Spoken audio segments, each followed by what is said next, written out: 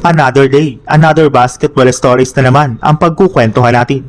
At ngayon nga ay pag-uusapan natin ang balitang delikado na nga po ngayon ang Golden State Warriors at ang balitang tinapos na nga po ang pagkuha ng Los Angeles Lakers kay Mike Malone.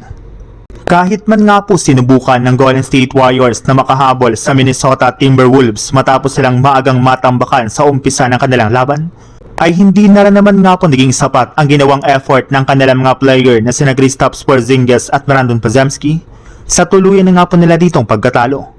At dahil nga po sa kanilang pagkatalo ay bagsak na nga po sa 32 wins at 34 losses ang kanilang record sa standings ng West. Bukod rin nga po sa kanilang pagkatalo ay meron pa nga po silang dapat problemahin ngayon. Kagaya na lang ng pagkapanalo ng ika-8 seed na Los Angeles Clippers laban sa Chicago Bulls at ang pagkapanalo rin naman ng ika-10 seed na Portland Trail Blazers kontra sa Utah Jazz. Ibig sabihin, bukod sa hindi na nga po nila kayang makabalik sa 8 seed ay delikado na rin naman nga po sila na mahulog sa ika-10 seed since 0.5 games na lang naman nga po ang kalamangan nila sa Portland Trail Blazers.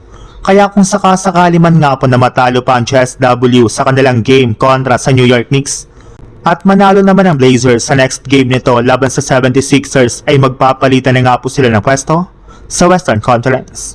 Sa ibang balita naman, napatunayan na nga po ng Lakers na bukod sa kaya nga po nilang manalo laban sa mga legit na contender ngayong season, ay kaya na rin naman nga po nila Austin Reeves, Luka Doncic at LeBron James na magsama-sama sa loob ng court nang hindi nga po sila nagsasapawan.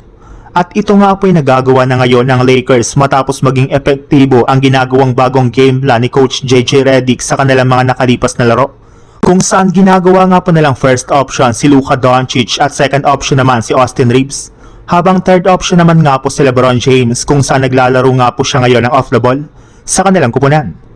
Naiintindihan na naman nga po ni LeBron kung gaano kahalaga na makahawak ng bola sina Austin Reeves at Luka Doncic. At dahil nga po gumagawa rin naman si Coach JJ Redick ng paraan para maisaayos ang kanilang game plan at rotation ng Lakers, ay mukhang wala na rin naman nga po silang balak na sisantahin pa ito ngayong season.